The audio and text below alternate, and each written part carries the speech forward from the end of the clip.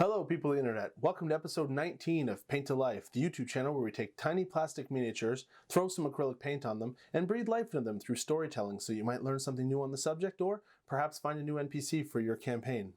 In this episode I'm going to be painting a phoenix up in this corner of the screen, and while I do I'll recount some of the lore of phoenixes as well as tell you the story of this phoenix named Solaris, who retreats into the wilderness to self-immolate and be reborn. But how do you hide when you're a 50-foot bird of flying living fire? Watch to the end of the video to find out. If this is your first time here, welcome. As with all Paint to Life videos, I should mention that the video that does play up here gets released on Tuesday in an uncut, unabridged version with my commentary, so you can use it to paint along with as you'd like. If you're a returning visitor to the channel, welcome back. Have you subscribed yet? I'm going to be having my very first contest soon, and only subscribers will be able to enter, so make sure you do that. Anyways, I'm GM Atank, let's get painting.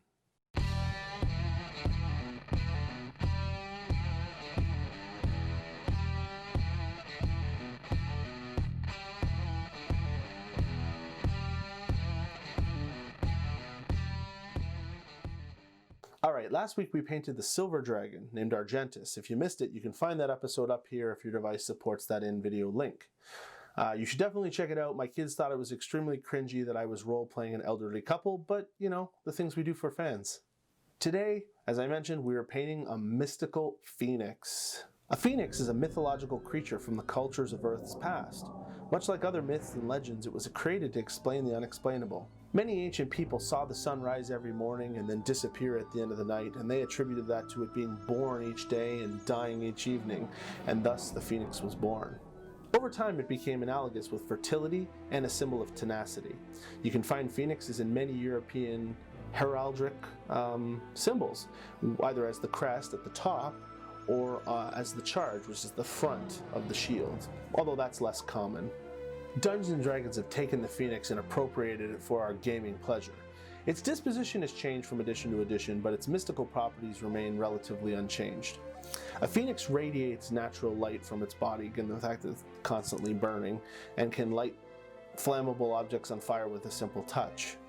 All phoenixes are male. They have extremely long lifespans, anywhere from 1,000 to 12,000 years, and their reproduction cycle is entirely consistent of the self-immolation of the bird and then being reborn. The ashes left behind by a slain phoenix contained an extremely hot cinder egg, which weighed about 5 pounds and was completely immune to all forms of damage. That egg would hatch into a new phoenix in approximately 10 days. In the AD&D 2nd edition Monsters Manual, sages describe the phoenix as a champion of good, existing both on the elemental plane of fire but also in the high heavens realm of Elysia. However, by 5th edition, Mordenkainen's Tome of Foes describes the phoenix as a true neutral, random, colossal elemental of destruction directly from the plane of fire. If you encounter a phoenix, know that they are fierce combatants with no fear of death, as they are guaranteed rebirth after being destroyed. Also, they have a huge array of innate magical abilities as well as fast and powerful physical attacks, especially against structures. Oh, and another fun fact, when they do die, its body explodes in a violent detonation that destroys the phoenix and most of the surroundings, including, well, probably you. But who's our phoenix? A young mage named Silas Astorio, who specializes in astronomy and is fascinated with the night sky and the cosmos, gazes up at the stars with his telescope that has the initials HB on the side, when suddenly he sees a streak of flame racing across the sky, landing in the distance, off on the horizon. He races down the tower and he heads to the mayor of the town of Chessington to speak with him immediately. By the time Silas arrives at the town hall, he finds Bishop Adler already discussing with the mayor of Chessington what he saw in the sky. The bishop believes that it's a sign from God, and whatever it is must be collected and retrieved and brought back to town to their high holy house. Silas disagrees. He believes that's something that should be investigated first in case it's dangerous, or at the very least fragile, and requires someone with extensive knowledge to handle and prevent being destroyed. The mayor agrees with Silas, much to Bishop Adler's disdain, and suggests that he take some peers, go seek out and identify the mysterious object. Silas and 3 of his friends leave that very evening. They travel for a day across the plains, through the forest, until the smell of burnt foliage betrays the location of their quarry.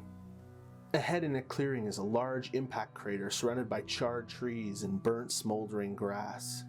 Inside the crater is a small 2-foot-long cylindrical object that's glowing a yellow, orange, red glow and emanating immense heat that the men can feel from 30 feet away.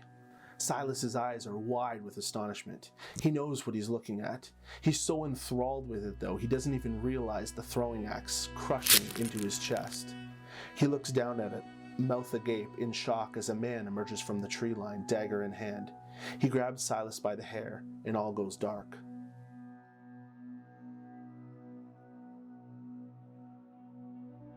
Magnus was a fearsome warrior of the nomadic tribe of Northmen known as the Wolf Guard. Not usually found this far south of the Great Forest, except that this is where the falling star landed, and therefore this is where they must go. He finished beheading the man in the fancy clothes with his dagger, and set his head onto a wooden spike. That should dissuade anyone who comes looking to follow them back to their homeland. As he does this, the other men in his scouting party finish the inane babbling of the other men, likely begging for mercy in some language they don't understand. Magnus looks at this orange shard that sits before him. This must be the blood drop of a titan in the sky. It fell 2 nights ago, yet here it is in front of him, glowing still with heat. This amount of heat could keep an entire longhouse warm over an entire winter season. They must bring it back. Now, how do they transport something like this home? One of the Northmen braved the heat to get close enough to lift it up with his hands, as his fingers seared and bubbled like sausages and blackened. He dropped it with a solid thud, and it didn't so much as roll or pitch, just landed there like an immense weight. The man looked at his blackened fingers. One had burned right through the bone like ash and fell off of his hand. He laughed. The other Northmen laughed. Northmen were tough. Now, Magnus was known as a bit of a problem solver other than just cleaving things in two with his axe.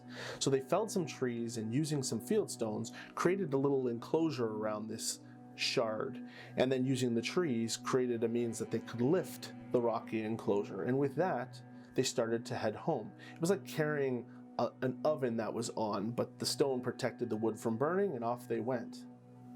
Not too much longer, however, Magnus thought he saw something ahead moving in the forest. He couldn't quite make it out. Suddenly 2 bolts struck him in the chest. Instinctively he raised his axe and charged at the source. He found an unlucky bowman who was reloading the crossbow and began to make short work of him, all the while taking yet another bolt in the shoulder. During this ferocious fight, his lungs began to fill with blood and he was drowning. Not very long after that, all went black.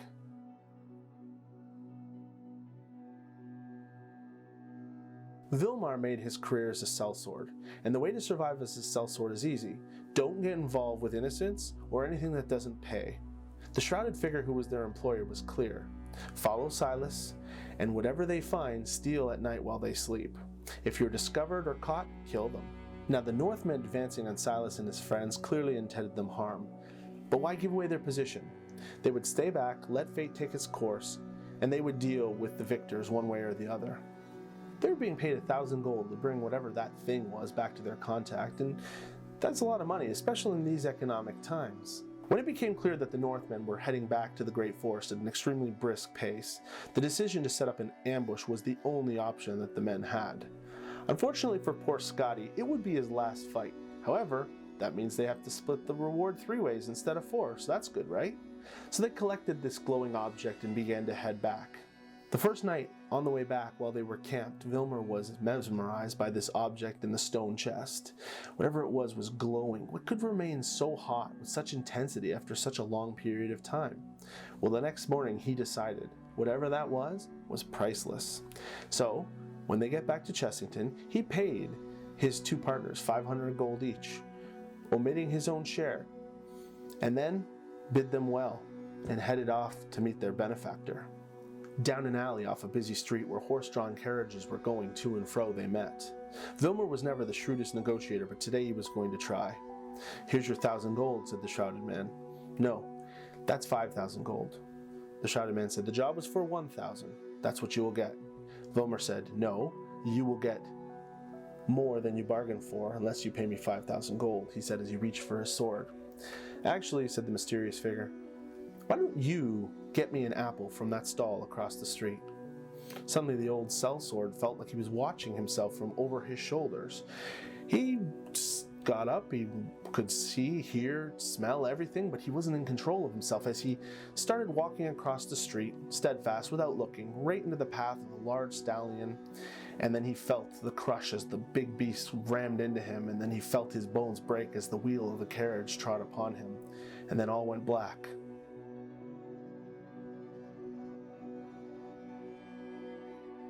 The shrouded man cast some additional magic on himself. Now, comfortable with the blazing heat emanating, he reached into the stone chest and removed this glowing orange cylinder. He returned to the high holy house where Bishop Helm removed his shroud and set it atop a stone pillar in the center of the church. This was indeed a sign from God, and the fact that destiny brought it to him. He would have people from all around come to visit his church and pay him tribute for being the one the Divine Father left this to. He would be the one to teach the crystal shard began to shake and crack and break apart. Pieces of it turned black, fell off, and shattered into ash on the floor, and ultimately, nothing remained atop the stone dais except a bird of living fire. Bishop Helm exclaimed, "Yes, Lord, we see your majesty." And the bird let out a tremendous shriek as it exploded in a bright white flash, growing 10 times larger, lighting anything combustible on fire, including Bishop Helm.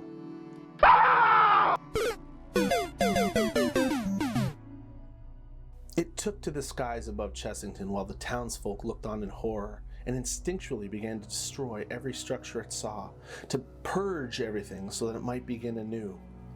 Why would it do such an awful thing? Because that's what fire does. Solaris, gargantuan elemental.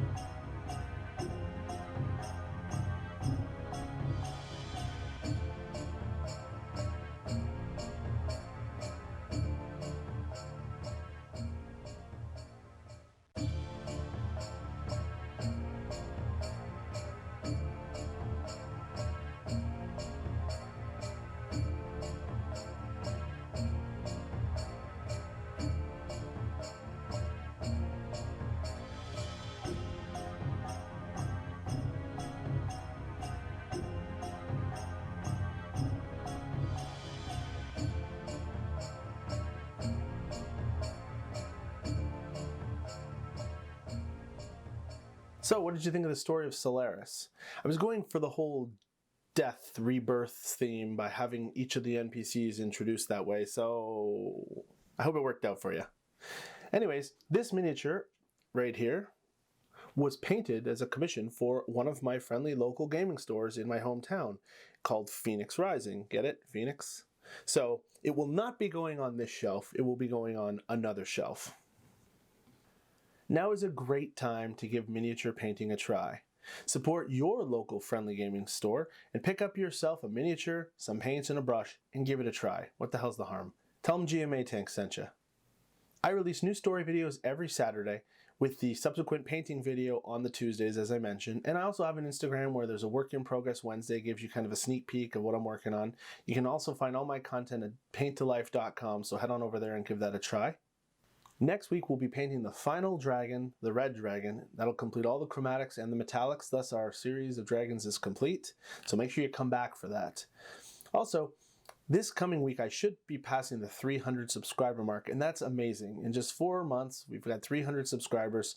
I really love it that you're all coming here. This little community is starting to grow. I love the pictures you send me of what you paint.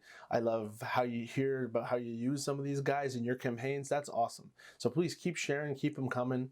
I love, that's the sort of thing that really makes all this work to make these videos worthwhile, and I do love it. Thank you very much. Also, feel free to comment on something you'd like to see painted. Someone just suggested one not too long ago. They want to see a Mind Flayer painted. Well, next time I see a Mind Flayer, I'll pick one up and we'll do an episode on the Mind Flayer. So feel free to share your thoughts on the comments below, and I look forward to reading them. So that's it for now. I'm GM Atank. As always, wash your hands, people.